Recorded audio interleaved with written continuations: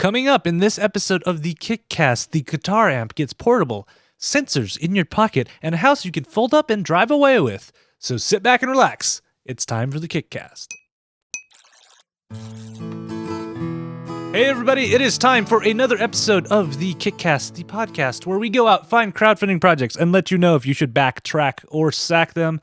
I am one half of the show, Ktdata, and joining me is a man who I know he enjoys teaching the more adultish level students. Yeah, but I learned that no, he goes above and beyond his duties to go teach little ones too how to make digital media, the one and only Drew Tyler.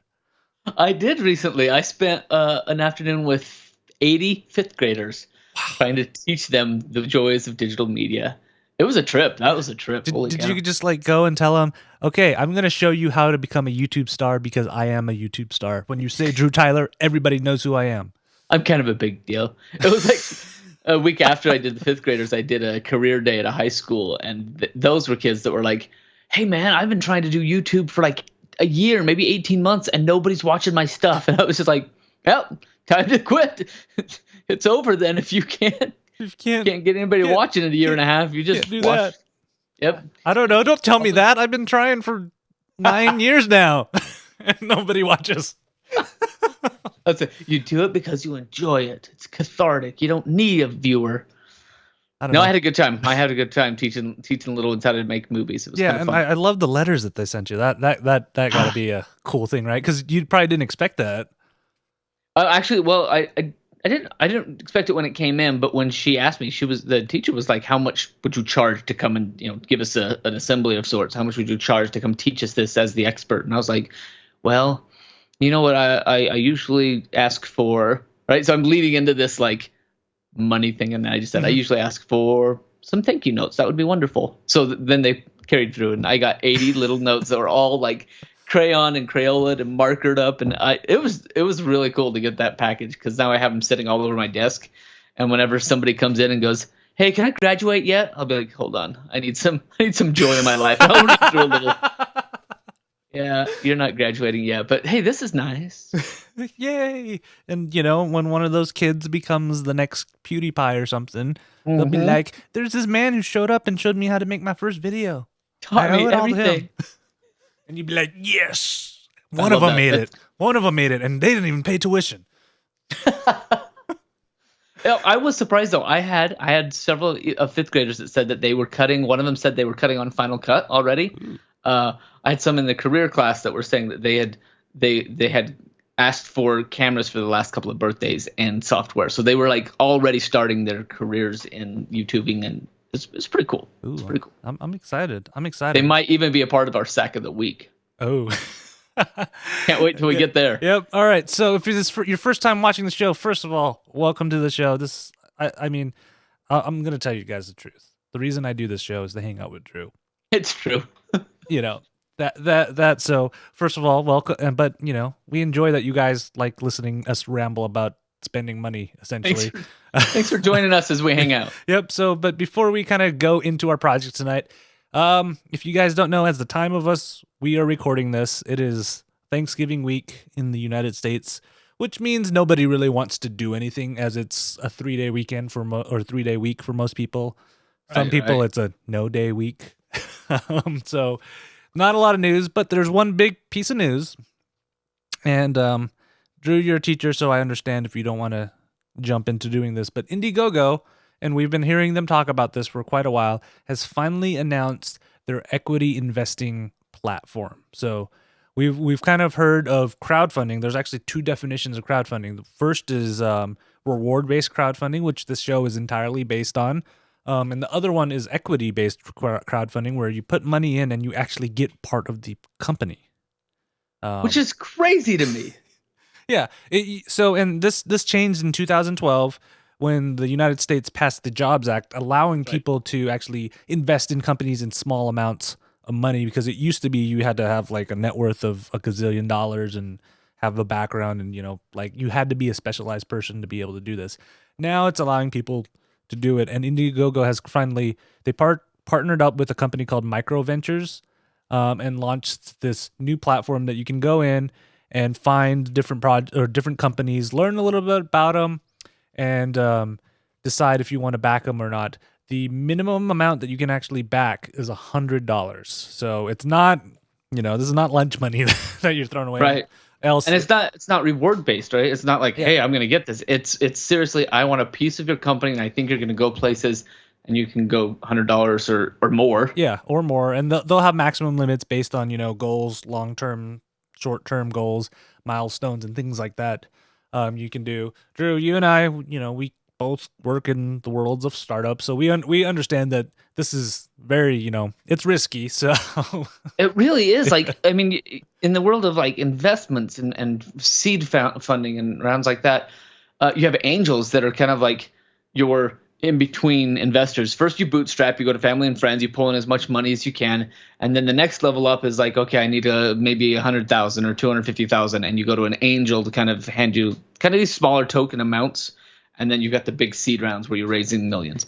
But this, like, the equity crowdfunding space, like micro ventures and what they've teamed up with Indiegogo, this, like, to me is like that.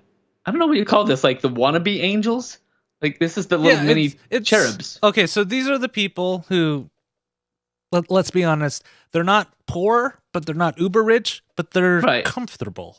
Comfortable. It's a good word. That's a good word. Yeah, they're comfortable, and they have this extra money that they're willing to risk. Because, like I said, the minimum is $100. So, I mean, I can't see somebody just with $100 going in. They probably have many hundreds of dollars to do this. Right. Well, and here's what I love about what they've got this setup, because this is not your standard setup for like projects. It's not like, here's our rewards here, and here's what you get. Here's what the project is made out of.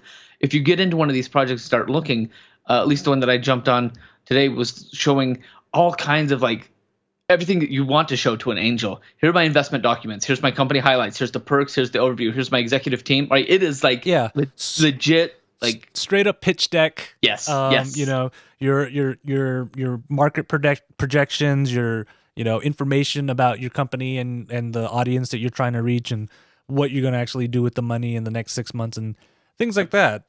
You got to be a little bit more as a project creator. You've got to be a lot more, I guess, informative and in tune if you're asking for people to come in as investors. Yeah. So you literally will get part of the company when you back into these projects.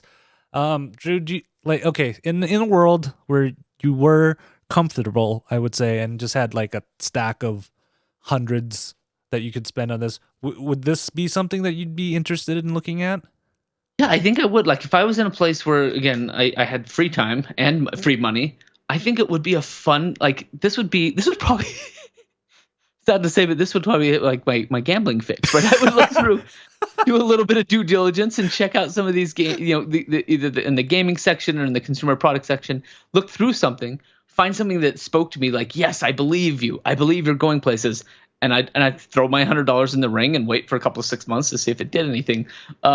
Yeah, I think this would be a fantastic place. I think it's a really wonderful way to go. If on the back end it's like, okay, I take my 1% and then I cash out. Although I'm assuming this is really, really long term. Yeah, and it looks like they're pretty varied. I mean, there's a video game that I can see. There's a multi-sport mobile device connected athletic ball. There's a distillery, and there's a social media place for music collaboration distributions. Those are the ones I can see without signing up. I didn't sign up because I'm like, I don't want to tell you my net worth because it's embarrassing.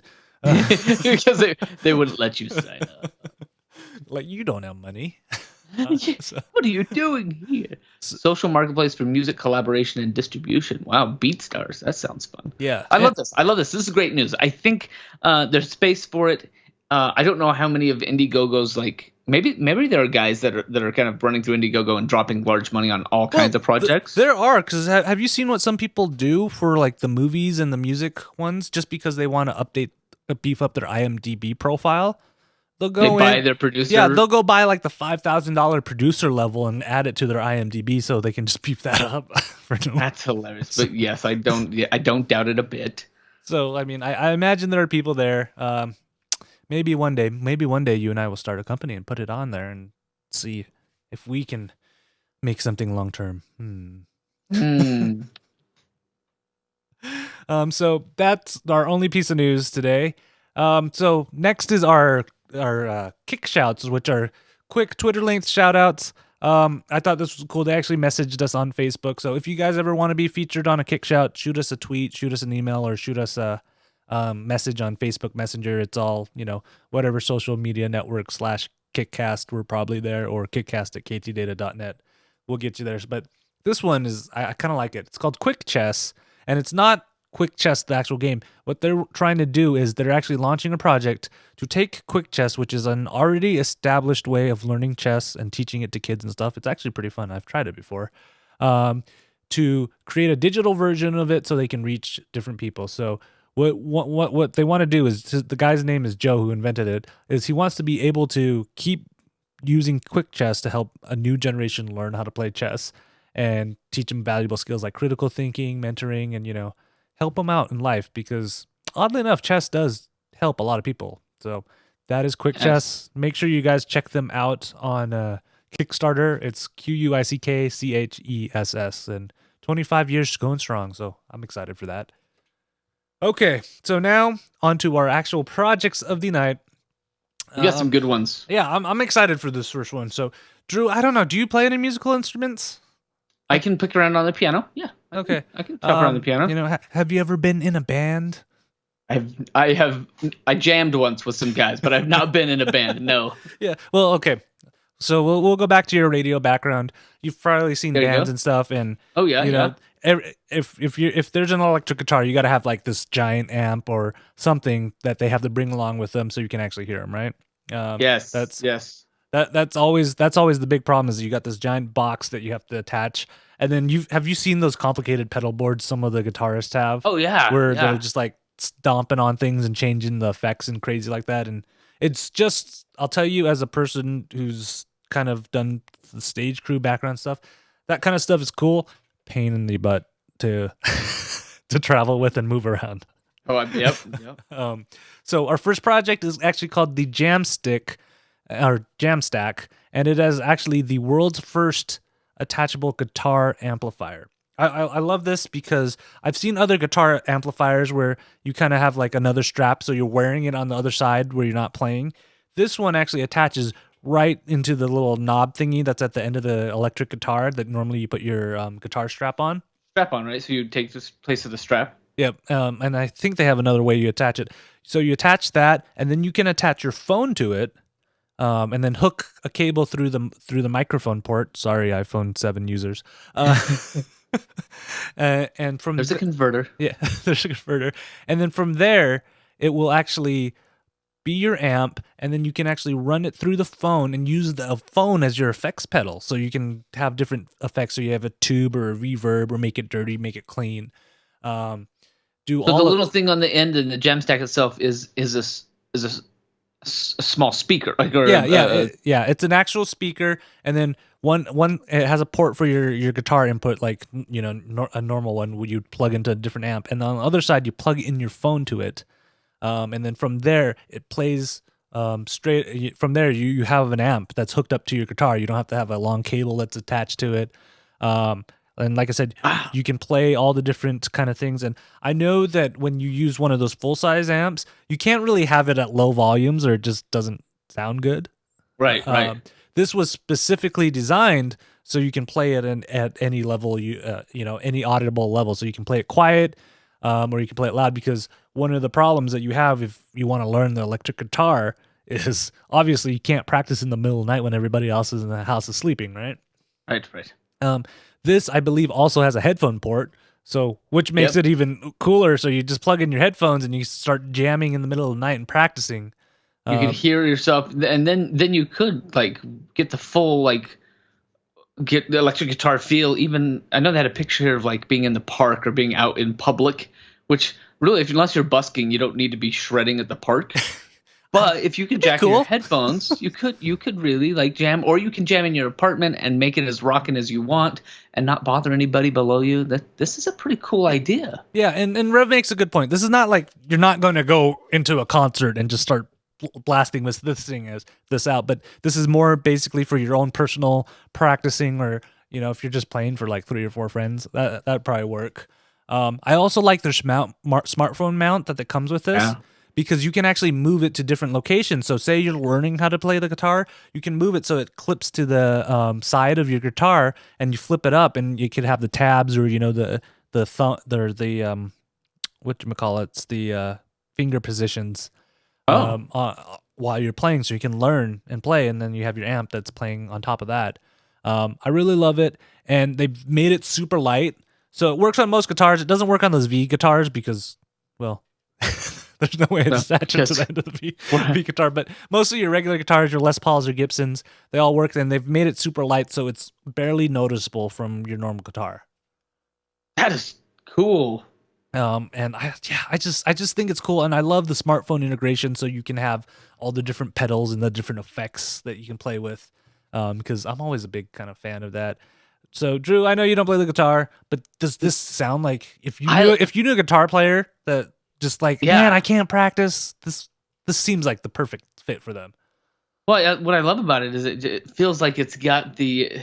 I do love a good sound of a guitar, like playing with the strings and making it. So if I'm near a friend's house and they've got their amp on and they're playing, like I'll take a guitar and just dig around, see if I can make some feedback at least. Like I love that craziness. So this is a fun little project to say, make it portable. Take a guitar, be able to play for people without having to plug into anything. Yeah, I love it. I'd love to see, you're just, if you say you're a student and stuff and just traveling from place to place, waiting for the bus, instead of just sitting there, you could just bust out your guitar and start practicing.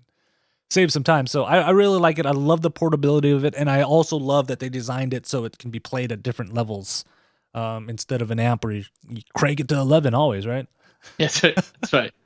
Okay, so speaking of kind of learning and different types of that, we're going into a realm. Our next project goes into a realm that I'm more comfortable with, because science that's always been my safe place. So, Drew, how about you introduce our next project?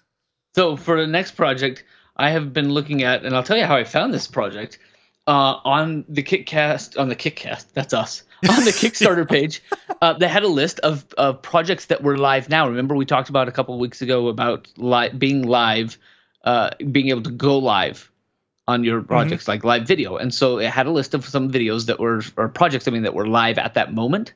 And so I jumped in and watched their live stream.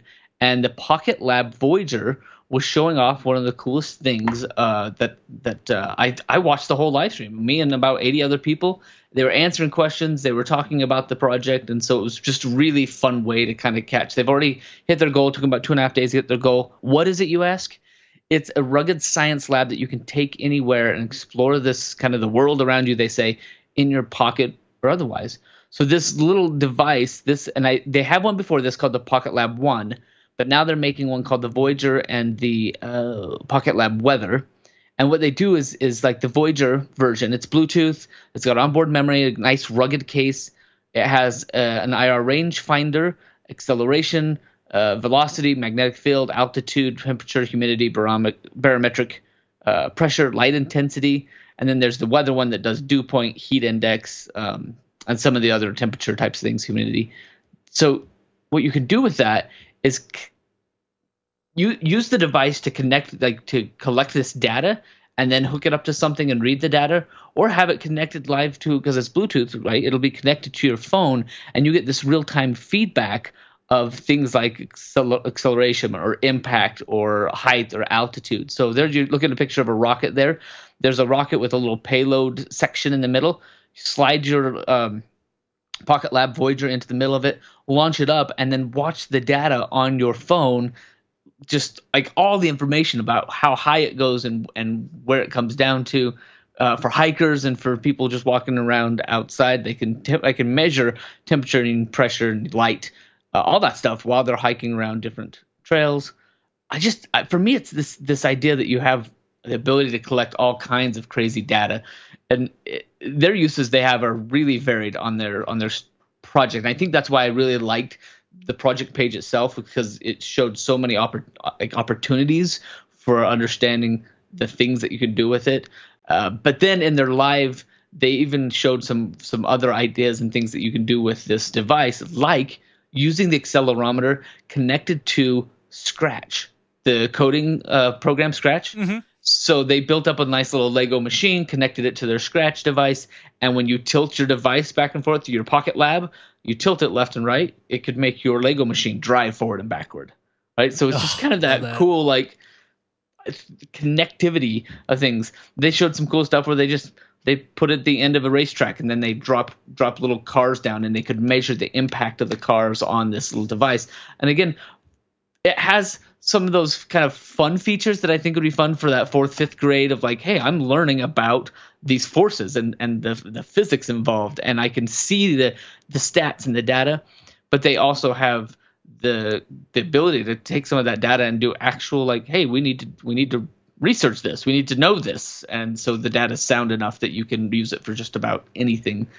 So I just it's just kind of a fun thing, and we've seen stuff before like this. It's just like, okay, I need a sensor, Mm-hmm. I need a sensor this Bluetooth. This just becomes like the I love that it's just this lab, right? It's all kinds of data in this one little device that's really compact, really rugged. But on top of that, they have they connect with Science Journal app and Google. They integrates with Scratch and the Lego WeDo setup. You can take this stuff and find other people around that are working on their projects and see what they've done. Ooh, that's like how great. right there's like almost a community there, so you can look into a map and it'll show you here are the people that have been working with their Pocket Labs and things, and you see what they've been up to and how they pulled it off. So it's kind of a fun way to share those things.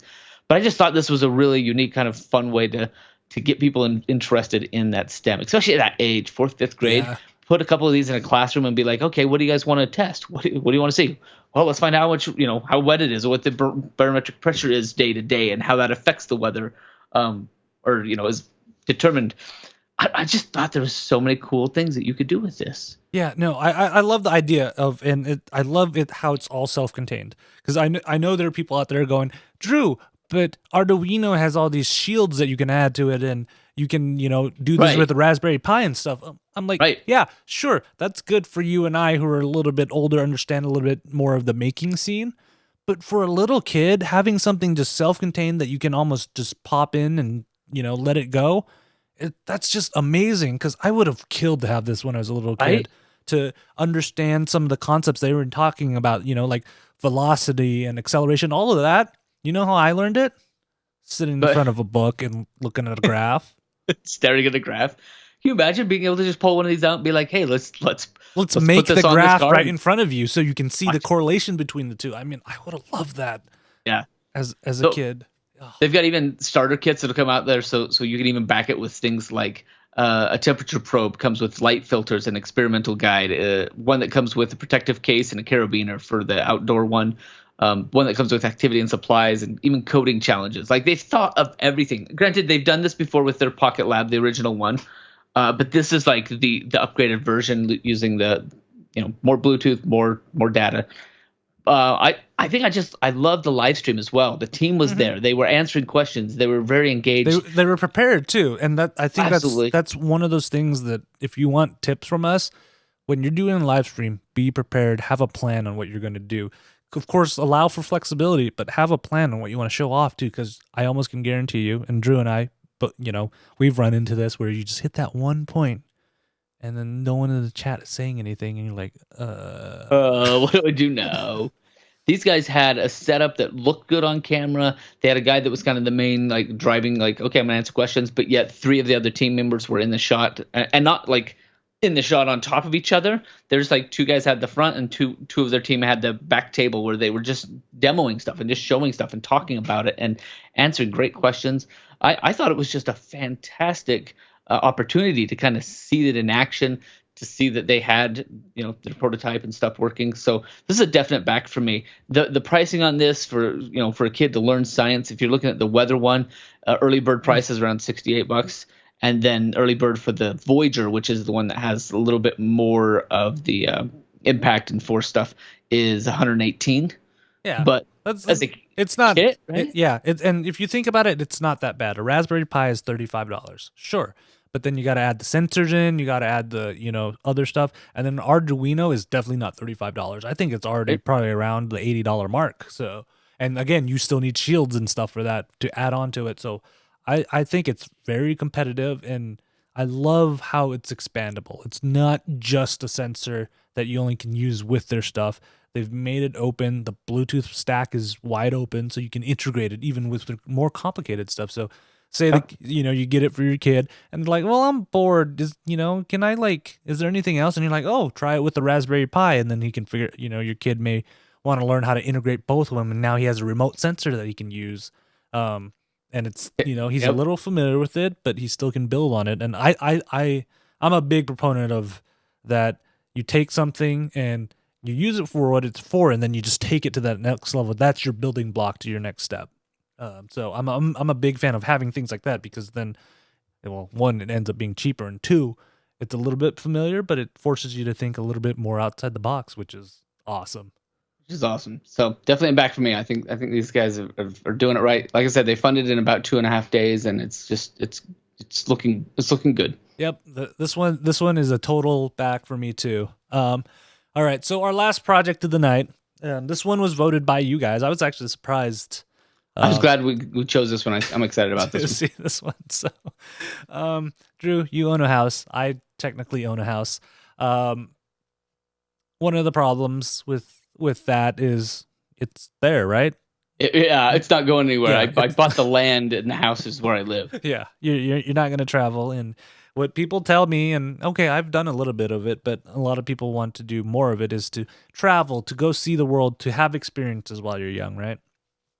That's right. I do podcasts and live vicariously through Drew. It's the same. Don't worry about it. So our next project was created by this guy named Richard Perkin. He wanted to travel, so he quit his job and wanted to be mobile, but he had a problem. He wanted to go to all these different places, didn't want to buy an RV, and he didn't want to buy a tiny house because that's a little static.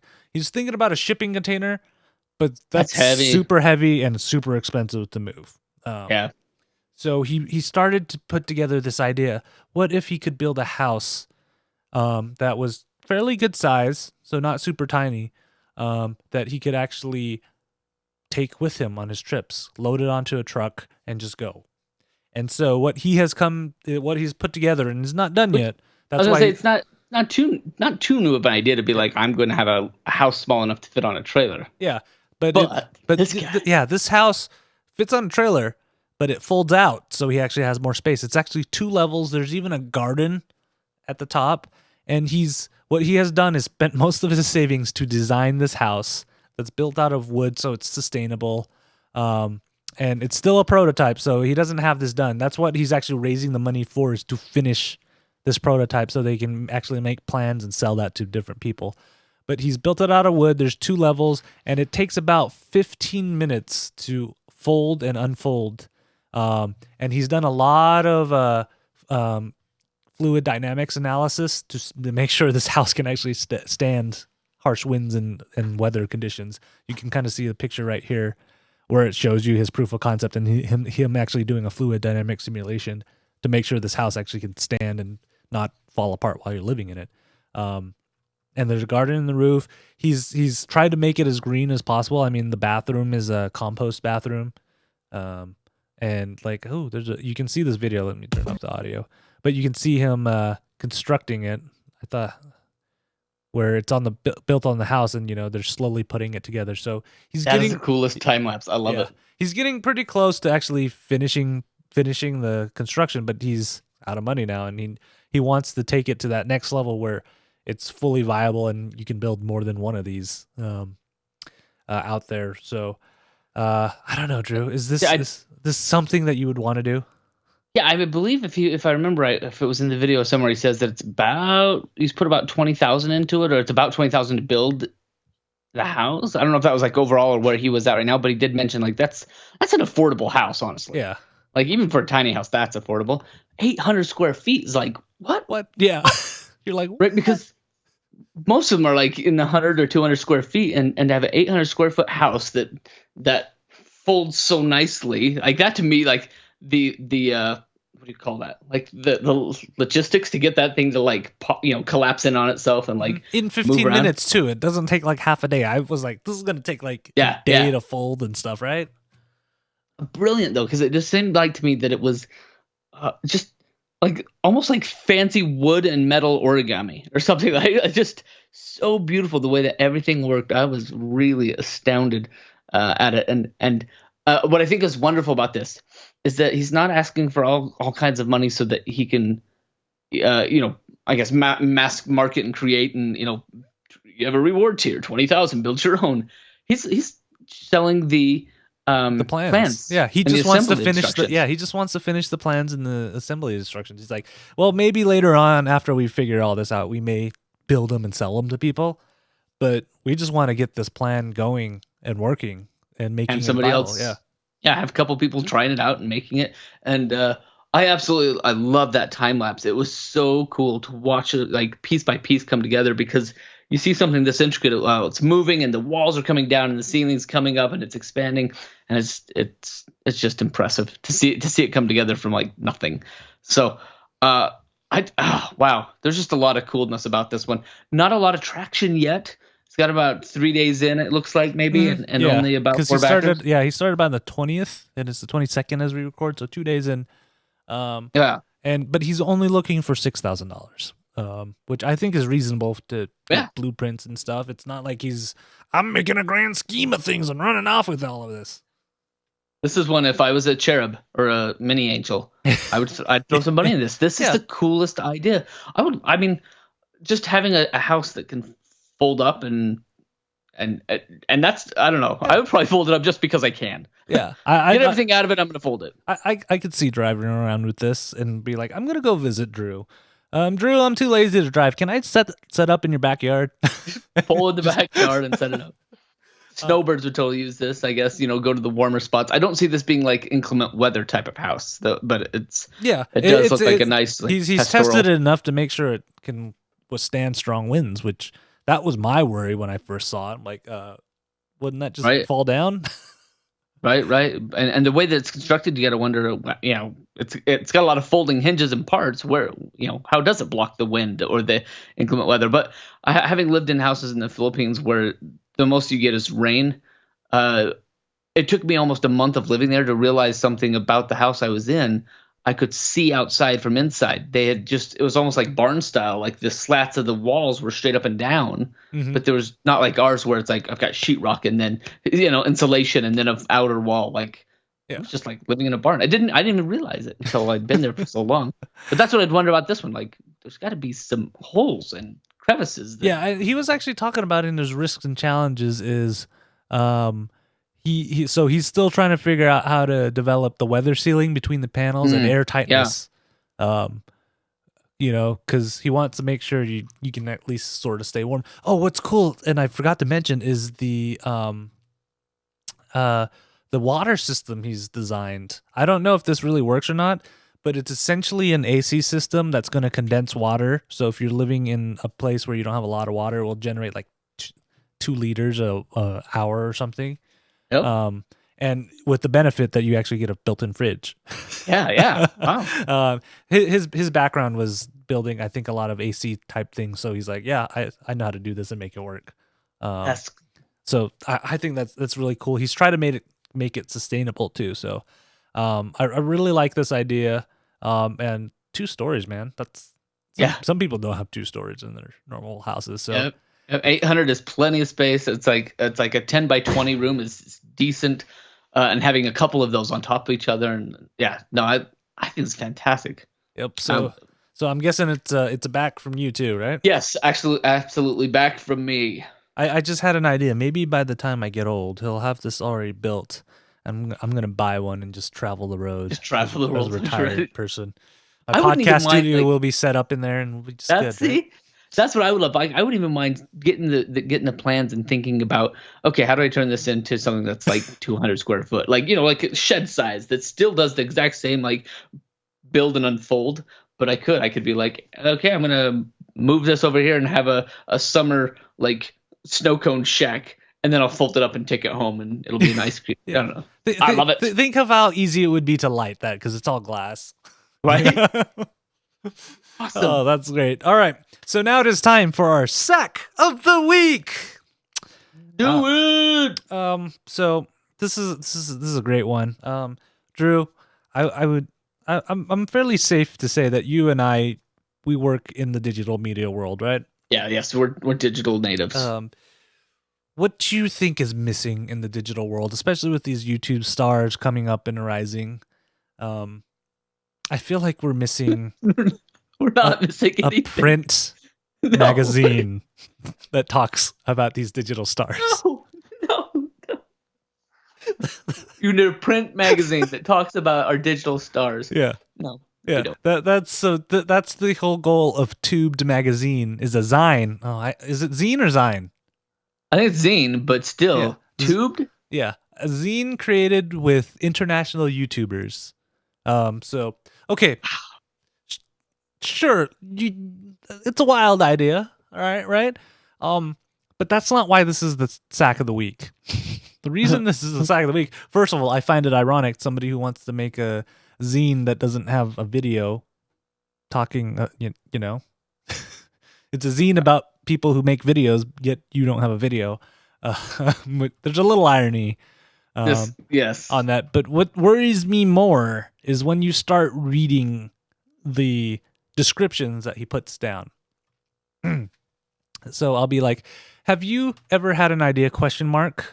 An idea which you think you could turn into something amazing, something that you have a passion for, and something that many people would love? Can I note that sentence did not start with a capital letter? There's something about getting a magazine. It's different from reading online magazines and Twitter feeds. Again, it's this next sentence.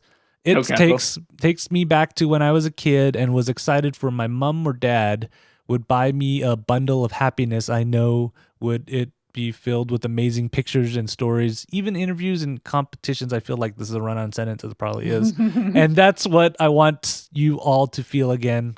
Wow, comma Splice City. Flipping each page to something interesting and something that you... That's the end? Something that you... That you, yeah. Something that you. No period, by the way. Yeah, most of this description is like that. Yeah. I just think Tubed is such a horrible choice for a name of a magazine. Tubed is like... It kind of sounds like a dirty magazine. Yep. I'm going to be reviewing KY Jelly and Astroglide. Like, Tubed is just stretch. Yeah, and the fact that you didn't proofread your own Kickstarter article and you want to make a magazine, I'm a little worried about this. And really, as like a digital zine, like you can't... Like, I mean, as a print magazine, you can't connect to anything. You can't link out to anything. You could be like, hey, today's interview is with this international star. Type out www.youtube. Type it in YouTube to watch his stuff, and here's what he's talking about. /user/ I mean, okay. My guess is that he would probably, like, the interviews that he would get would probably just be like him writing exposés on these YouTubers, because I don't see any of them being like, yeah, I'll do an interview and send you some photos. Like, he's gonna grab screenshots and... Well, he's already grabbing screenshots. You can tell from these pictures. These are screenshots. You can see the rough edges on the side of the magazine. Yeah. So this is hilarious. Yeah. Dear Jay, I wish you luck. Yeah. I'm just, and this is one of my pet peeves. If you're gonna do a crowdfunding project on a magazine, please edit your stuff and proofread it. If you're gonna do a music Kickstarter, embed a sample of at least one of your songs, and if you're gonna do a movie, at least have a sample of what you can do. Right. Have some sort of video that is good audio, good picture, good message. Yes, this is true. Yeah, and I just don't. I mean, zines. There's probably a market out there, but I mean, you look at the big guys, the Times and the pretty much anybody in the news world right now. They're struggling because that print media thing, it's not doing so well. Yeah, it needs to evolve. This would be a fine blog. It would be a great blog with, I wouldn't call it tubed still, but it would be a great thing would be online and say, hey, I've done a handful of interviews and I've collected them here, and this is like, a weekly or a monthly installment of a layout. I don't know. I do love turning the next page and figuring out what's next. This is Yeah, I don't see this going anywhere. The thing is, like, he doesn't really tell you what's going to be in the magazine. But then I'm noticing now, as you look at the projects, it's like one of them's Tube-tastic. Get a copy of Tubed issue 1 and your name on the ad page in the zine. Receive digital package of images from the photo shoot in issue 1. So I'm guessing. Oh, there's a photo shoot. There's a photo shoot involved somewhere, but it's not mentioned anywhere else. There's an ad page. So he's selling ads to other people, I guess. Yeah. Huh. Okay. Let me know how that ad model works on print media. Wow. It's rough. Yeah. I mean, yeah. Like, good luck, buddy. But I mean, that's if we can learn anything from this, please proofread your projects, especially if you're gonna do like a book or something. Here's the other thing on this one, and then I'll be done. But I feel like he's got one backer. It backed like $10. If this was really what you were going to do, and it were a legitimate, like, yes, I want to have a print magazine, would you not already, like we talk about, have your crew ready to go on day one of your launch? And that crew could be every one of these YouTubers. Hey guys, I want to run this zine by you. I think it's going to be great. If you're willing to be in it, can you help me on day one of my launch to promote it to all of your? I mean, these are people with giant audiences. Wouldn't you peg them and be like, hey guys, help me launch this, and then do an interview with because I could see the YouTube video. Hey guys, how you doing today? I wanted to tell you about this Kickstarter project starting. They've asked me to be in issue 1, but it only can happen if you guys help back it. That would roll it forward. Like, that would make it happen if he had any connection with these YouTubers and they were able to, like, quickly be like, yes, we'll do it for you. That's missing here. There's a potential, because there's a giant audience with international YouTubers. Mm-hmm. I also feel that he's missing a huge market by not emailing Night 20 to be on the cover page. Like, if you were on the cover page, boom, instant goal hit right there. Yep. How I have 26 subscribers. No, I'm up to like 400 something, but they're all foreign guys that want to learn how to cut in Final Cut. Which is surprisingly, side note totally, that my Final Cut course on Udemy, we've talked about it once or twice, the one that I recently in the last 2 weeks or so, Final Cut got upgraded with a new UI. Yeah. And in that time, I've had far more hits on my course, which is now doubly outdated, because I think I built that when it was like 10.1 and now it's 10.3, like 7 versions ago. So it's like, wait, guys, don't pay for it yet. I've still got to freshen it. Anyway, side note. Sorry, Tube Magazine. Yeah. Now you've reminded me. I actually do need to update Final Cut and figure out what's going on now. It's really cool. They made it all look like 7, so I should probably figure it out. Anyways, they did. They played with the icons, and it's much more. It's still sexy and good. Yep, you got to do it. Yep. Anyways, guys, so that is our episode for today. If you have any sacks of the week you want us to mention, or any projects or kick shouts, or you just want to, compete against me to think how awesome Drew is, shoot us an email, kickcast@ktdata.net, or you can leave it on our Facebook page, facebook.com/kickcast, or on the tweeters @kickcast for the show, @night 20 for the musings and the brilliance that comes from the one and only Drew Tyler, and @ktdata for stupidity. I'm not even lying. Half my recent posts have been about Pokemon Moon and how I've been naming all my Pokemon dumb names. Of course, you can go see previous episodes, show notes, and all the good stuff at kickcast.net. And we always enjoy it when you watch live. Rev is in the chat room right now. That will usually be on connectcast.tv/ktdata, or just pay attention to their social media channels. It's all linked there. Drew, you got anything to plug before we go? Not at all. I'm gonna eat some turkey and enjoy my Thanksgiving, and it's gonna be rocking. Yep. So so for all you guys in the U.S., happy Thanksgiving, Drew. I hope you get lots and lots of good yummy food, because I think I will. Because really, my whole goal is to eat, play video games, and get ready to spend lots of money on Black Friday, because that's the true holiday. That is the true holiday. That's right. Yep. All right, my friends. We will see you in 2 weeks, which is December something. December 6th, 2016. And, maybe Santa will show up or something. I have no idea. Who knows what we're going to do? It'll be fun. But until then, my friends. Bye. Ciao, ciao.